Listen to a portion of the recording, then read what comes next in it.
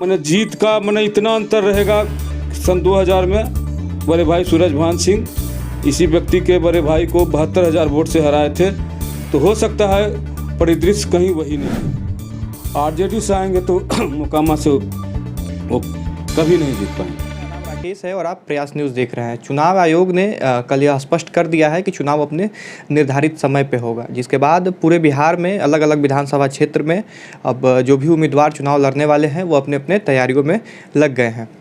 कुछ विधानसभा क्षेत्र ऐसे हैं जिसकी चर्चा अभी जोरों पे है, जिसमें एक मोकामा विधानसभा की चर्चा अभी हो रही है। खबर आ रही है कि वहाँ के वर्तमान जो विधायक हैं वो अब राजद से वहाँ से चुनाव लड़ेंगे। इसी बीच मोकामा के दंगल में एक खिलाड़ी और जुड़ गए हैं जो हमारे साथ अभी हैं। इनका नाम है ललन सिंह। ये जदयू से मोकामा विधानसभा का चुनाव लड़ने का दावा कर रहे हैं। सर, सबसे पहले आपका बहुत बहुत स्वागत है। प्रिय दर्शकों को मेरा नमस्कार। सबसे पहले सर आपसे जानना चाहेंगे कि मोकामा विधानसभा का जो इस बार चुनाव होने वाला है मुख्य मुद्दा क्या है? मुख्य मुद्दा मोकामा का जो है सबसे प्रमुख मुद्दा है हॉस्पिटल का। जो हमारे वर्तमान में सांसद हैं आदरणीय राजीव रंजन सिंह उर्फ ललन बाबू, उन्होंने मोकामा में एक ट्रॉमा सेंटर का जो जिला मुख्यालय में केवल होता है, लेकिन उन्होंने कैबिनेट का बैठक कर करके मोकामा के लोगों के हम लोगों के डिमांड पे मोकामा में एक ट्रॉमा सेंटर का निर्माण टेंडर हुआ, निर्माण चल रहा है। जल्दी ही मोकामा के लोगों को वो ट्रॉमा सेंटर मिल जाएगा। वर्तमान में मोकामा के जो विधायक हैं क्या लगता है क्या कमी रह गई है? वर्तमान के जो विधायक हैं उसमें कमी वो हमारे गांव के हमारे क्षेत्र के नहीं हैं, बाहर के हैं। और जिस प्रवृत्ति के हैं वो मोकामा विधानसभा से अपना केवल मत लेते हैं, वहाँ का वोट लेते हैं और वो अपना केवल और केवल अपना विकास का कार्य करते हैं। आज उनका देख सकते हैं बगल में यहाँ है मॉल है, मैंने इतना प्रॉपर्टी उन्होंने विधानसभा में ये 10 साल के 15 साल के कार्यकाल में इतना प्रॉपर्टी बनाया है कि जिसका एक लंबा लिस्ट मैंने अगर जो जांच किया जाए तो कम से कम 1000 करोड़ की संपत्ति होगी। आप पिछले 2 दशक से सक्रिय हैं राजनीति में। क्या लगता है पिछले चुनाव और इस चुनाव में क्या अंतर आप देख रहे हैं? देखिए, हम जब भी चुनाव लड़े हैं तो हम लोग जनशक्ति पार्टी से पहले हम चुनाव लड़ते थे।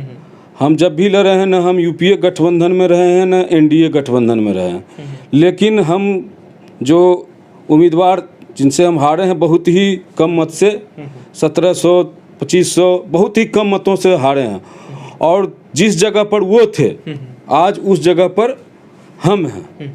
और अगर जो हमें मौका मिलता है तो वो मैंने जीत का मैंने इतना अंतर रहेगा सन 2000 में बड़े भाई सूरजभान सिंह इसी व्यक्ति के बड़े भाई को 72,000 वोट से हराए थे। तो हो सकता है परिदृश्य कहीं वही नहीं हो। विधायक बनने के बाद वो 3 काम जो सबसे पहले आप मोकामा क्षेत्र में करना चाहेंगे?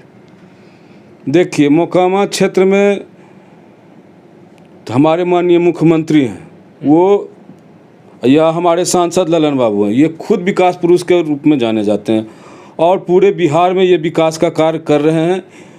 और मोकामा का भी जो भी कार्य है उस काम को मैंने जो मुख्यमंत्री के द्वारा चलाया जाएगा उसको मैंने ज़मीनी स्तर पर ला करके उसको करना है।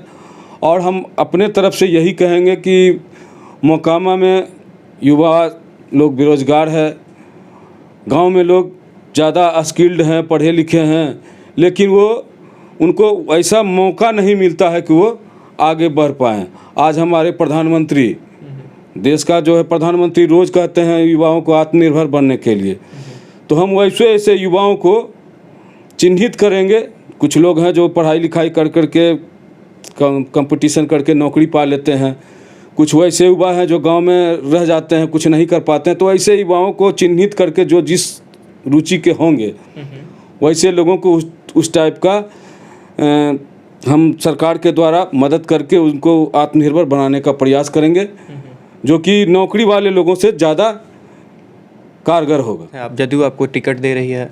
देखिए, हम जिस दल में आए हैं, जिनके कहने पर जिनके अंदर में आए हैं, वो एक ऐसे व्यक्ति के रूप में पूरे क्षेत्र में, पूरे बिहार में जाने जाते हैं कि जो कहते हैं वो अक्षरशः करते हैं। कभी भी कोई कार्यकर्ता का कोई काम हो, कोई वचन अगर जो देते हैं उसको 100% वो पूरा करते हैं। तो हमें भी आश्वासन मिला है, उन्हीं के वचन पर हम भी आश्वस्त हैं और अपना काम हम क्षेत्र में लगातार पहले भी कर रहे थे और आज भी कर रहे हैं।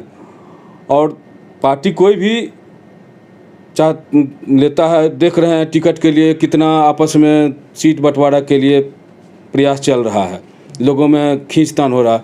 तो दल जो भी है, दल कोई भी सीट लेता है तो जीतने के लिए लेता है और हम जिस दल से हैं उस दल का वहाँ से लगातार चुनाव वहाँ से जीतते आया है और उसी के खिलाफ में हम विपरीत में थे। तो हम इसलिए आश्वस्त हैं कि हम वहाँ से अगर जो हमें मौका मिलेगा तो पार्टी हमें ज़रूर मौका देगी और हमको मौका मिलेगा तो उस व्यक्ति को जो हमारे क्षेत्र में एक आंगन में एक कांटा का रूप ले लिया है, 10 साल 15 साल से एक मैंने कांटा का वृक्ष बन गया है, उस कांटा को हम उखाड़ फेंकने का प्रयास करेंगे।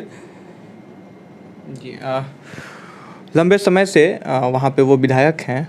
अगर अनंत सिंह की बात की जाए तो कितना चुनौती है, चुनौती को किस प्रकार आप देखते हैं? चुनौती देखिए, वो जिस दल से थे, माननीय मुख्यमंत्री नीतीश कुमार जी के दल से थे, इसलिए वो विधायक थे। और आज अब वो जिस दल में हैं, मोकामा आरजेडी से सुनने में आ रहा है कि आरजेडी से वो आने वाले हैं। आरजेडी से आएंगे तो मोकामा से वो कभी नहीं जीत पाएंगे। जदयू अगर आपको टिकट नहीं देती है उस कंडीशन में आप क्या कीजिएगा? क्योंकि लंबे समय से आप मोकामा से चुनाव लड़ रहे हैं, 2010 की भी चुनाव आपने लड़ा था, 2010 में भी। तो अगर अभी नहीं मिलेगा टिकट तो आप क्या कीजिएगा? हम ऐसा निगेटिव क्यों सोचें जी, हम पॉजिटिव सोच करके चल रहे हैं। हमको मैंने पॉजिटिव सोच है कि हमको टिकट मिलेगा, आश्वासन मिला है। जिस व्यक्ति से हमें आश्वासन मिला उनके ऊपर हमें पूरा भरोसा है और उन्हीं भरोसे पर हम पॉजिटिव सोच करके चल रहे हैं, निगेटिव हम नहीं सोचते हैं। देखिए, चुनाव से पहले अलग अलग उम्मीदवार अपना अपना रूट प्लान तैयार कर लेते हैं। युवाओं की चर्चा अभी देश में जोरों से है। अभी ट्विटर पे एसएससी रेलवे की परीक्षाओं के लिए जो भी ट्विटर पे ट्रेंड कराया जा रहा था, एक सवाल मेरा इससे रिलेटेड रहेगा। आप मोकामा के युवाओं के लिए आपका प्लान क्या है फ्यूचर में? हमारा यही प्लान है कि अगर जो हमें मौका मिलेगा तो हर एक पंचायत में एक स्टडी पार्क बनाएंगे और उसमें जो अति आधुनिक शिक्षा के लिए है, बैठ कर के आपस में लोग ग्रुप डिस्कशन करेंगे, अपना पढ़ाई करेंगे और उस स्तर से तैयारी कर करके जिस क्षेत्र में जाना चाहेंगे उस क्षेत्र में जाएंगे। हमारा यही सोच है और यही मोकामा के विकास के लिए, युवाओं के विकास के लिए मेरा प्रयास रहेगा।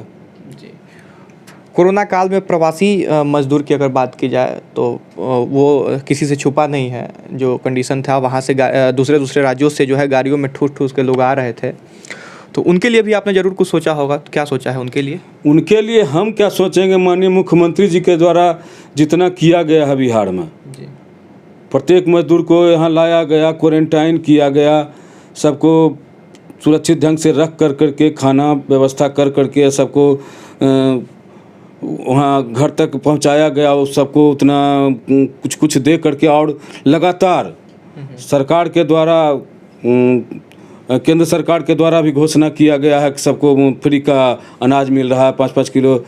और जो भी मान लीजिए इन सभी चीज़ों से कोई लोग वंचित नहीं रह पाए, इसी को हम लोग देख रहे हैं कि हमारे क्षेत्र में कोई इस चीज़ से वंचित ना रहे। चलिए, इस बातचीत के अंत में अपने क्षेत्र के युवाओं को क्या संदेश देना चाहिएगा इस चुनाव से संबंधित? चुनाव से संबंधित यही संदेश देना चाहेंगे अपने युवाओं को, अपने भाइयों को, कि हमारा क्षेत्र 30 साल से गिरफ्त में है, दूसरे के गिरफ्त में है। वो जब तक वो गिरफ्त से आप आज़ाद नहीं होंगे तब तक आपका क्षेत्र विकास नहीं करेगा।